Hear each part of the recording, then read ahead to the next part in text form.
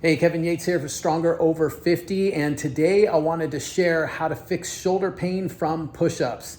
So if you get shoulder pain every time you do push-ups or after you're doing push-ups, and you've tried all kinds of different exercises and stretches and everything under the sun that you could think of to fix your shoulder pain, but every time you do push-ups it comes back, then this video is for you. So I want to go through first some of the common mistakes that are often made during push-ups, and then how to fix those. And then if those don't work, then there are some other ways that you can possibly fix the shoulder pain, and I'll go over what those are as well, because those are some things that you might not have heard of before. Okay, so let's go over some of the most common mistakes that are made during push-ups.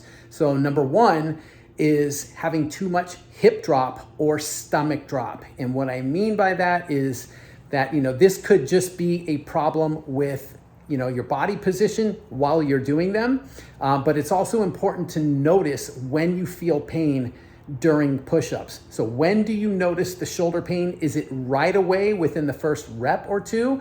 Or does it happen later in the set when you start to get tired? That'll tell you a lot. Because a lot of times what happens when we start to get tired, it's harder to hold our body position, and you might not notice it, but you might have more of a hip drop, especially during that time. So when the hips drop, it increases stress and wear and tear on the shoulder joint, and that can cause shoulder pain. So fixing that, honestly, just by maybe bracing a little bit more through the abdominals, and or just focusing on holding your body position tighter. So I always imagine when you're looking at a side view, like if I was looking at you from a side view, I would want to see your ears, your shoulders, your hips, and your knees and your ankles, like all in a pretty straight line. Okay, so imagine a straight line connecting the dots through those joints and try and maintain that straight line. The second mistake is too much elbow flare.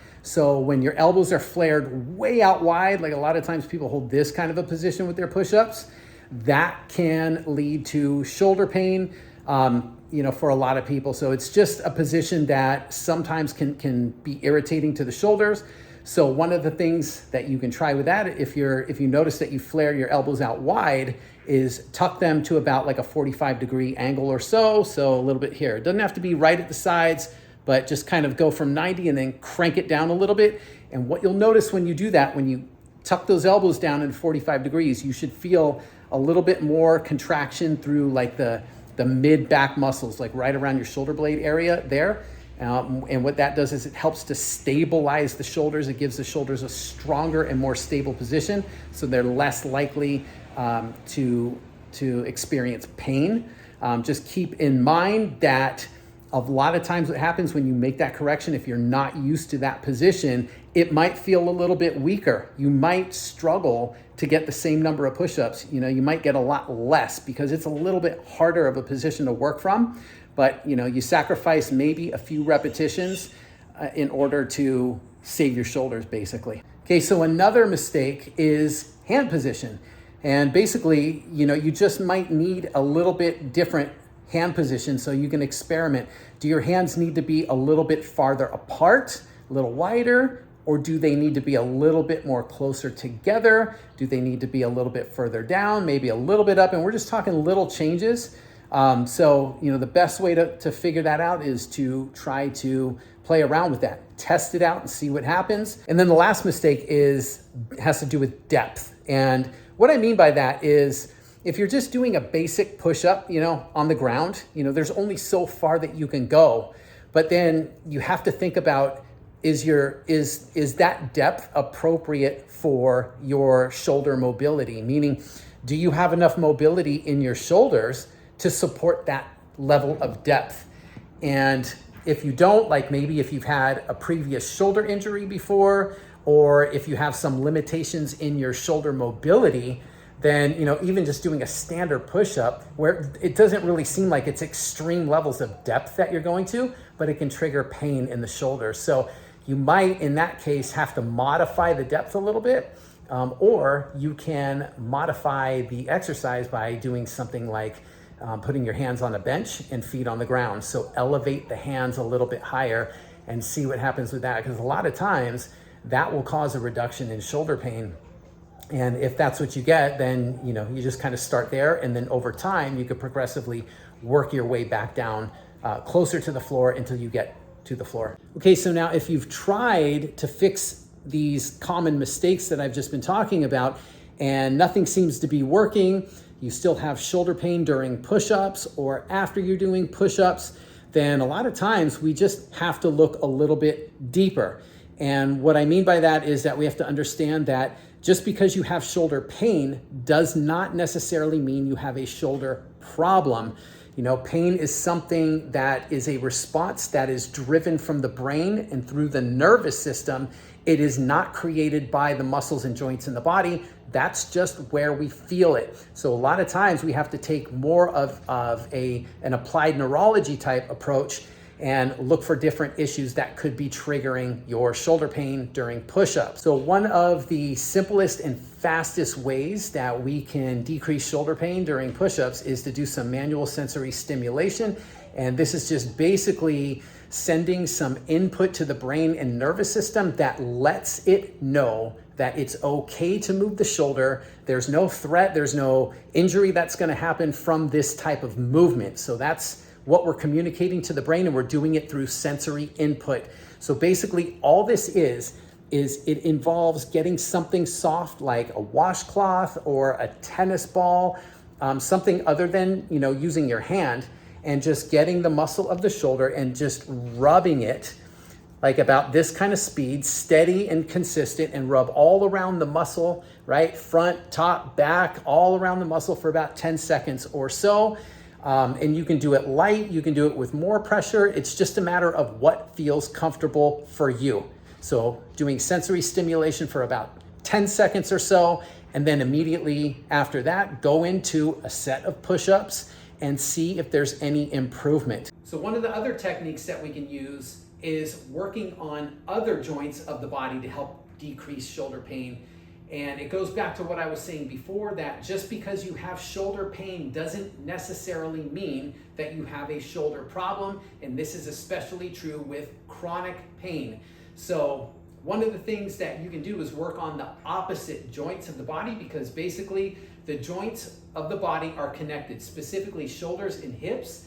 The opposite shoulder and hips are connected neurologically and muscularly. I won't get into the science and the details of it all, but just understand that they're both connected. So if you've tried to work on the shoulder and you're not getting a decrease in your pain, you still have that pain during push-ups, then you can try and work on the opposite hip by just doing some easy hip motions. One of the things I like to do is called hip circles, where you just basically keep a straight leg and you're moving your hip in circles, right? You can do a variety of different positions with it, but just kind of pick one position, leg out in front of you, do circles, 5 in one direction, 5 in another. You can do other directions with the leg out to the side or the leg behind you. The important thing is pick one direction, do a set of those, then go back in, do a set of your push-ups. And again, you're just trying to see if there's any improvement.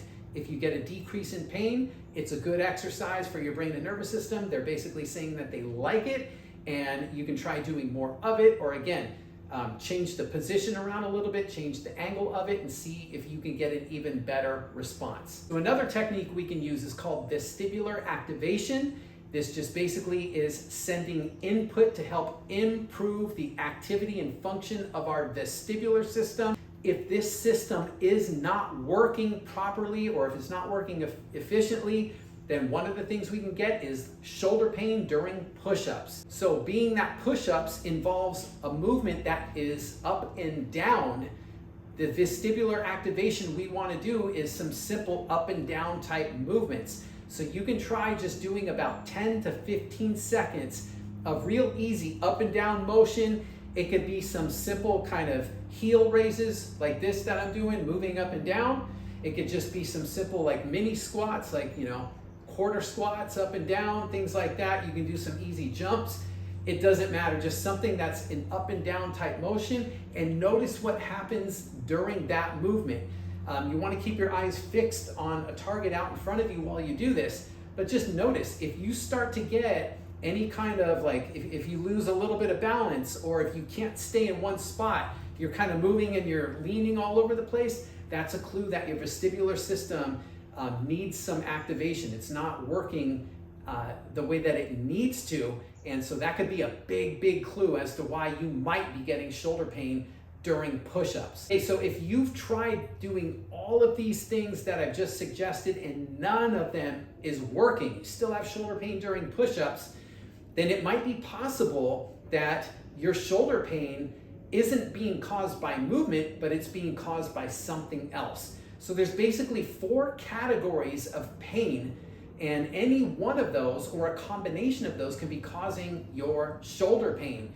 And so, the big thing is to understand, how do you know? How do you tell the difference if your shoulder pain is being caused by push-ups or if it's being caused by something else that's triggering it?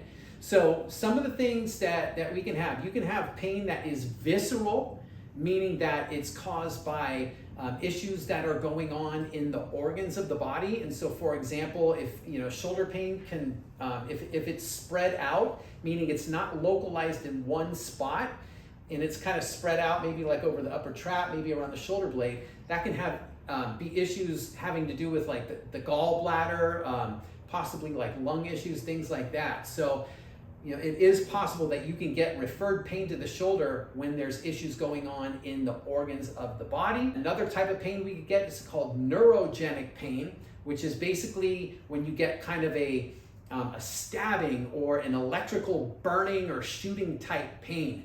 So it's important to note the type of pain that you're getting, because if you're getting that, then it could just be that it's a neurogenic type pain, and that means that you need to fix it in a different way.